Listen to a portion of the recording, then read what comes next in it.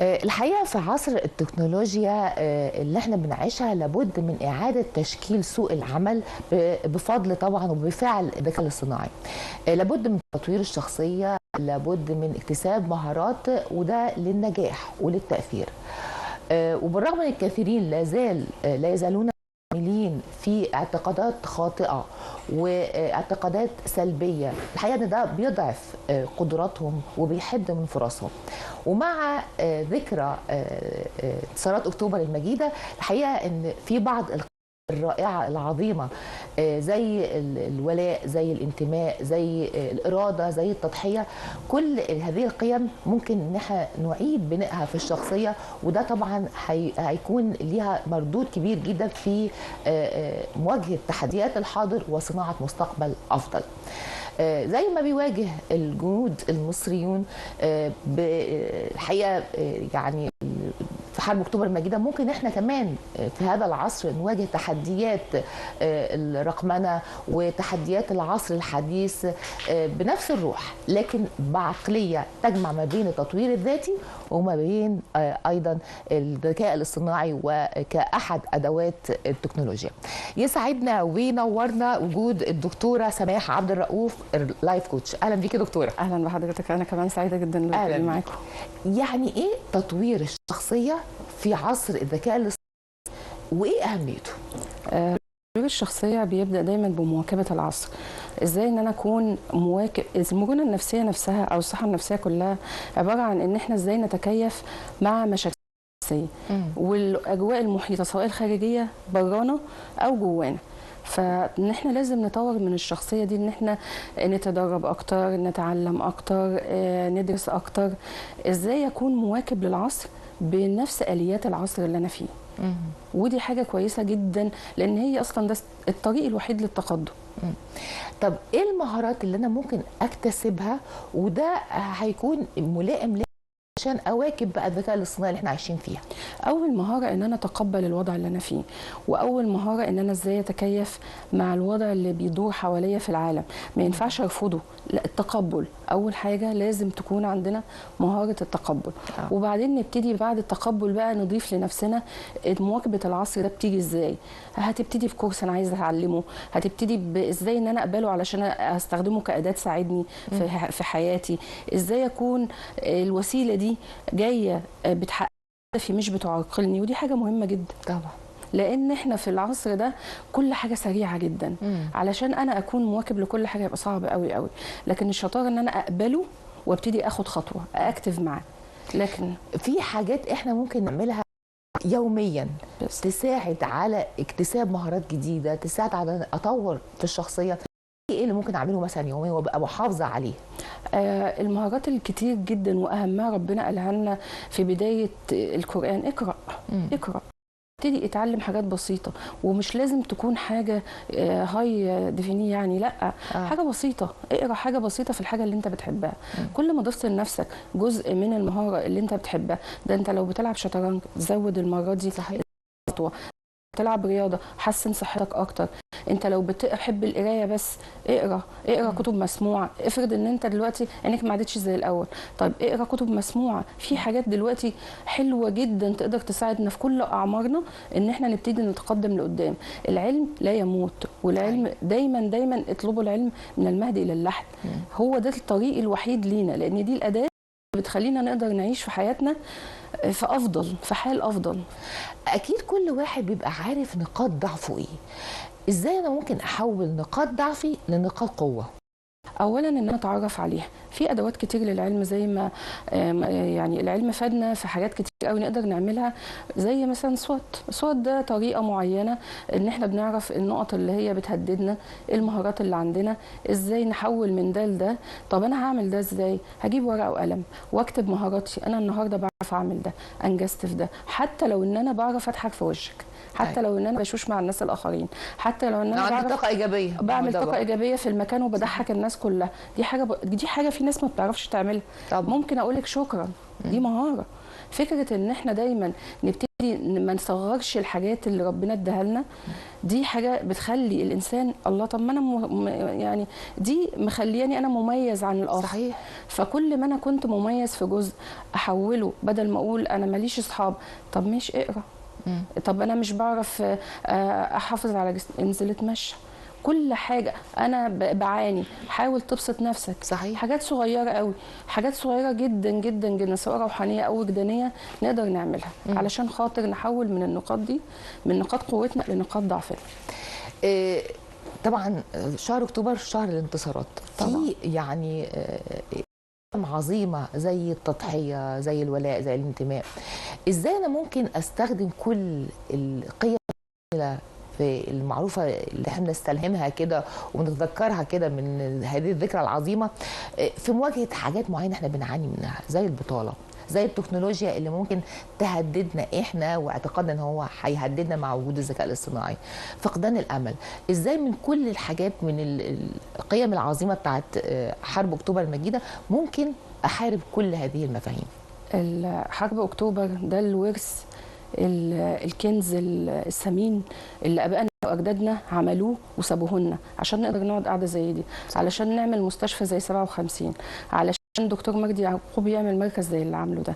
البناء اللي احنا فيه ده من التعب والشقه والدم اللي اندفع.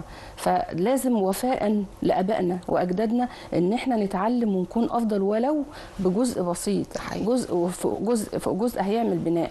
لكن حرب اكتوبر هي الرئيس السادات قال ما بين اليأس والرجاء، هم عاشوا بين اليأس والرجاء، جابوا لنا انتصار. احنا لازم نبتدي نحط ولو جزء، كل واحد مننا لو آمن بنفسه في جزء صغير جدا هيبتدي ياخد من روح الإرادة والإصرار دي ويقدم لقدام في المجال اللي هو حبه، علشان خاطر يضيف ولو إضافة صغيرة وفاء للانتصار العظيم ده. صحيح. الذكاء الاصطناعي، ودايما احنا مش عارفين الذكاء الاصطناعي هل هو يعني فايده لينا، ولا احيانا احنا بنعتبره انه دي سلبيه جايه تقضي على القوه اللي حامله. شايفاها ايه؟ الذكاء الاصطناعي ذو حدين، لو انا قابلته وتعاملت وعرفت اروضه لصالحي، بقى هو الاداه بتاعتي، هيسهل لي حاجات كتير جدا، لان المعرفه بقت اسهل. الابلكيشنز اللي موجوده خلت المعرفه اسهل، وخلتني ممكن اقرا اكتر، خلتني ممكن اسمع، خلتني ممكن اقول لا ده غلط. وفي نفس الوقت ممكن يبقى سلاح قاتل لو انا صدقته مطلقا واعتمدت عليه اعتماد بقيت انا من غيره ولا حاجه. لكن هيخليني في الحقيقه اللي هيعرف يستخدمه كقوه هيخليه في مستوى اعلى، لان هو بيعمل له كل يوم ابديت للمعلومات بتاعته. لكن لو انا رفضته صحيح يبقى انا وقفت مكاني. طب احنا ليه بنخاف منه؟ يعني كوجود قوه عامله خايفين من الذكاء الاصطناعي، خايفين ان هم يتم استبدالهم بالذكاء الاصطناعي، عشان احنا للاسف عندنا شماعه اسمها التعود. اقف مكاني، اللي انا عارفه اعمله هو ده مريحني. مش عايز اطلع من الكومفورت زون بتاعتي. صحيح. مجرد ان انا اتعلمت حاجه صغيره قد كده، معلش احنا كلنا عندنا وكل المستويات، الطبقه العامله كلها معاها موبايلات وبيعرف يستخدم الابلكيشن عادي، بس هو بيستخدمه في ايه؟ ده الاهم. ازاي انت تستخدمه وفي ايه عشان يفيدك انت. وقت حياتك قليل وغالي قوي وثمين، لكن فكره ان انا هضيعه في ابلكيشنز ثانيه، في صحيح. فيديوهات مرسله، في بس فلا، ده ما يضافش ليا حاجه في جوده حياتي. الحقيقه يا دكتوره، حته ان انا اطلع من الكومفورت زون بتاعي لاماكن تانية، هو ده في حد ذاته ده تطوير الشخصيه. ده حقيقي. تطوير الشخصيه بيبدا من ان انا بعرف انا واقف فين دلوقتي ومحتاج ايه وايه اللي هيفيدني في حياتي. يعني فكره ان انا افضل محافظ على وضع الثبات اللي ده في حد ذاته يعتبر خساره، لان احنا مطالبين بالعلم. يعني احنا امرنا بان احنا نقرا، امرنا ان احنا نتعلم. كل ما دي عباده، يعني انك انت تتعلم كل يوم ولو 5 دقائق، ضفت لنفسك ولو مهاره.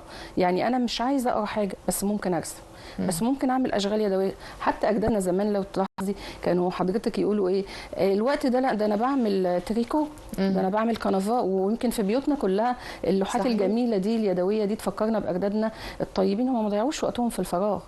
قال الانسان الحقيقي هو الفراغ. فلازم الواحد يشغل نفسه. يعني ما ينفعش انه احنا نقول مثلا في حاجه انا مش عارفها، لا انا ممكن اعرفها. يعني انا دايما ضد ان انا اقول لا انا مش عارف اوصل لده، او انا مش عارف اعمل حاجه. ده بقى من انا شايفه ان ده نوع من تطوير الشخصيه، ان انا احط نفسي حتى لو اللي انا حاطه نفسي فيه اكبر من امكانياتي، فهو ده انا هوصل له لان هتعلمه فهوصل له. صح ولا ايه؟ طبعا كارلي هي من احد الناس اللي كتبت وقالت في القياده كتير جدا جدا، قالت ان عندنا طاقات كامنه في القياده. وهي يعني رائده في شركات في كل الشركات بتاعتها كانت بتعمل ايه، كل واحد جواه طاقه كامنه للقياده، بس محتاج اللي هو يخبط عليها ويفتح الباب عشان تطلع. ولو في الصغير، في الديكوريشن كويس، حد بيعمل في الاوفيس كويس، كل حد عنده مهاره. هي طاقه كامنه للقياده بتاعته، هو القياده الذاتيه له. انت ليه تقف طالما انت عندك ربنا خلقك؟ ازاي دي يا دكتوره اشوف القياده الداخليه الذاتيه دي عندي، ازاي اكتشفها؟ دايما اراقب نفسي. هو احنا دلوقتي لما بنقف كل يوم الصبح، بننزل الصبح بنقوم من النوم وبنبتدي ناخد يومياتنا، بنعمل ايه؟ هو ده احنا بنعمله لوحدنا؟ لا. ولا دي ربنا مديها لنا مهاره؟ ما بنقومش ليه؟ مش في ناس بترفض تقوم من مكانها؟ ليه بترفض؟ ليه واحد بيبقى بيكافح نفسه انه ينزل شغله وهو تعبان، وواحد لا، هو دافع انه يكون احسن، هو ده عنده دافع ان هو يقود حياته، لان حياته في ايده. ربنا ما خلقش علينا مسيطر، لست عليهم بمسيطر. ربنا اداك القياده من يوم ما خلقك على الارض. اتفضل. ليه واقف؟ ليه بتضيع حاجه؟ قوه في ايديك، انت منحت قوه من الخالق، ده انت فيك جزء من روح الخالق. ليه؟ لان احنا كلنا عندنا مشكله، بنحدد ذاتنا غلط. بنحدد ذاتنا ان انا لا ما اقدرش، لا انت تقدر. طب جرب كده تهرب من اي حاجه، هتلاقي نفسك بتجري ايه. وبنبقى عندنا معلومات مغلوطه. يعني ده مش معناه ان انا مش متقبل، لا انا يعني اصلا يعني ممكن يقول لك انا اصلا متقبل ده امكانياتي، لا هي مش كده. يعني تقبل حاجه، وزي ما حضرتك قلتي ان انا اتقبل اي وضع انا فيه، لكن تقبل حاجه وان انا اقول هو ده، لا ما فيش حاجه اسمها دي اخري. انا ممكن اتعلم حاجه، ممكن ازود من حاجه، ممكن اطور شخصيتي في حاجه تانية حتى لو كانت صعبه عليا. هو اسوأ حاجه للانسان، هاخد من كلام حضرتك واضيف ان انت تحرك بمنتهى السلبيه. دي ده اسوأ ليك، لان انت عندك اعداء كتير، انت خلقت ليك عدو على الارض. فمش لازم تكون انت كمان عدو نفسك. ما تشتريش عداوه نفسك، بالعكس انت لما تيجي تجيلك افكار سلبيه توقفك الهدف اللي انت عايز تعمله، شتت الفكر، حدد هي صح ولا لا، ولا هي حقيقه، ولا انذار خطر جاي يقول لك انت ناقصك حاجه. ولو ده انذار خطر فاهلا بالفكره السلبيه. ليه؟ لانها هتخليني اطور من نفسي، هتخليني اكون احسن لقدام، هتقول لي انت عندك مهاره ناقصه روح اتعلمها، تبقى انذار خير في أهلها. لكن هي لو فيك، او هي زي ما بيقولوا كده غيامه جايه من الشيطان، هستعيذ واعمل اللي عليا، لكن هي ما اثرتش عليا. طالما ما اثرتش عليا وما وقفتش حاجه، هي مات. لكن انت دلوقتي ربنا اداك الطاقه دي ليه؟ لان انا طول ما انا عندي طاقه، وطول ما انا اقدر عايش في الدنيا وعايش في الحياه بتنفس، انت عندك اراده للحياه، عندك اراده انك تكون احسن. ما توقفش، لانك انت محتاج انك تكون احسن. كل يوم بيتضاف في محتاج لجواك لقائد صغير بتقول لنفسك برافو على الانجاز ده. انت احيانا الناس بتقف تعمل حاجه صغيره تقول عملتها حلو جدا. صحيح. هو ليه حس بالانجاز الجميل ده؟ هو بيكافئ نفسه. كافئ نفسك، اعمل، حدد اولوياتك، حدد اهدافك، شوف الافكار السلبيه اللي حواليك، اعمل لنفسك نماذج اتعلمها. العلم والمعرفه بقوا سهله ومتاحه، اتعلم. لو انت محتاج لكوتش نفسك معلوم، اعرف ازاي تستخدم النموذج ده، انك تكون اكتف، انك تكون عامل لنفسك سافور، انك تعرف ازاي امتى تبقى تشتغل وامتى ترتاح. الخط اللي ما بين الاثنين ده بيخليك تحس ان انت قائد حياتك، رغم انها حاجه بسيطه جدا. انا النهارده اشتغلت، انا هعمل النهارده وانا مروح بقى.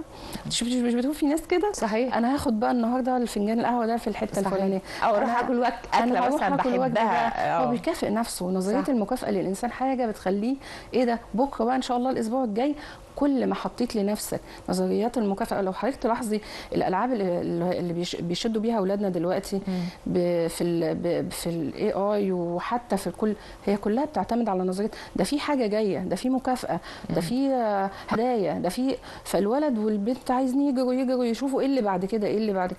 الانسان وجد ما بين الراحه والشقاء، فطالما عندك رخاء استمتع بيه، ولو انت في شقاء تحمله، لان التحمل مهاره.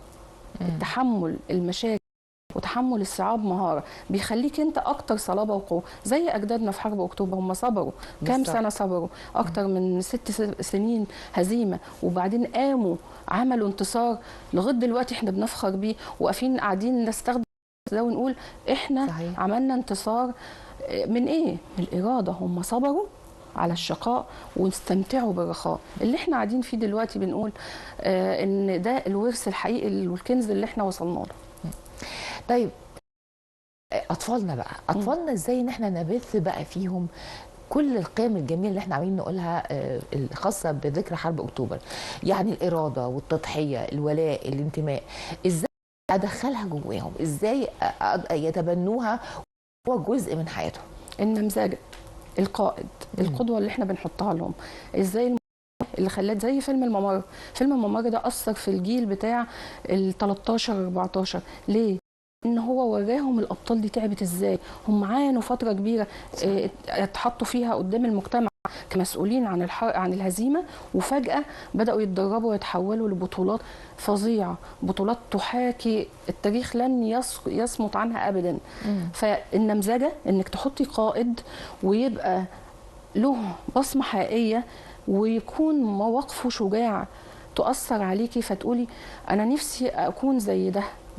ده شيء مهم جدا. حتى لو القدوه دي الاب، حتى لو القدوه دي الام، حتى لو القدوه دي الاخ، بس ازاي يكون انا اختار القدوه؟ ده اللي بنعلمه لاولادنا دلوقتي. اختار قدوه تمثل، اختار شخص انت تفخر بيه قدام الناس كلها، اختار فيه، مش اختار كل صحيح. حاجه فيه. صفه واحده، انا ممكن اعرف الاستاذ الفلاني علشان عنده امانه، انا ممكن بصاحب الشخص الفلاني وشايفه قدوه ليا لان عنده حسن استماع. صحيح. فحسن الاستماع والانصات، انت ليه بتحب البطل ده؟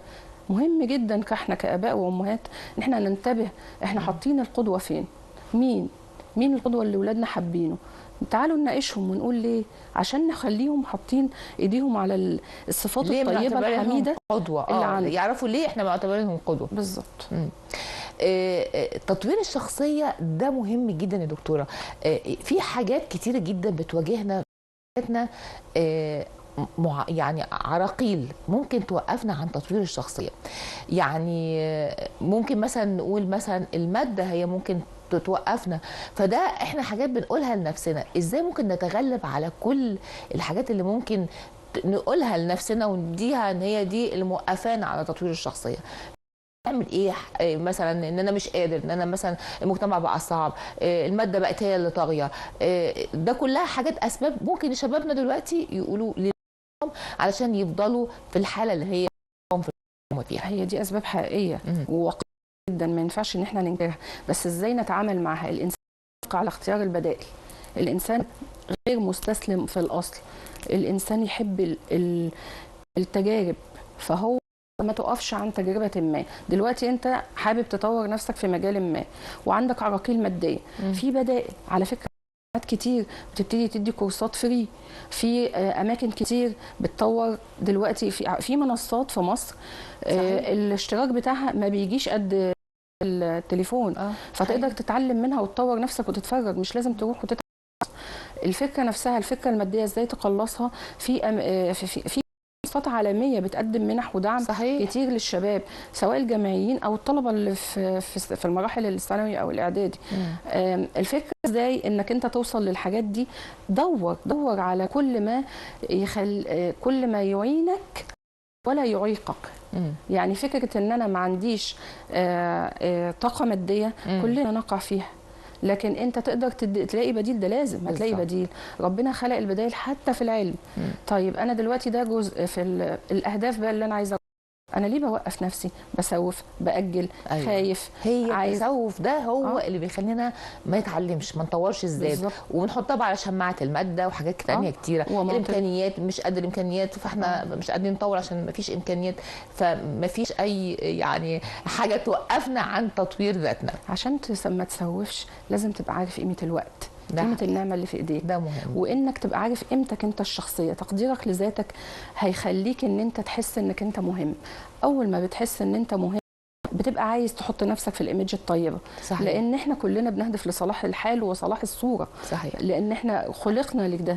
صحيح. في احسن صوره، فليه انت امكانيه او مهاره ربنا حطها فيك وما تقدرش تستغلها. اهم حاجه انك ما تستخدمش وساوس نفسك، زي انك تحدث ذاتك بما يليق ليها وتبتدي صحيح. انت اللي توقف، تكون انت اللي عدو نفسك. هي لا. دي احلى خلاصه كده، اعرف قيمه نفسي واعرف قيمه الوقت. بشكرك دكتوره سماح، بشكرك، نورتيني. شكرا جزيلا. بشكر طبعا النهارده دكتوره سماح عبد الرؤوف اللايف كوتش. شكرا ليك. خلصت حلقتنا معاكم النهارده، يا رب تكونوا استفدتوا واستمتعتوا. على وعد باللقاء بكم ان شاء الله بكره مع فريق عمل جديد، وبنصبح عليك.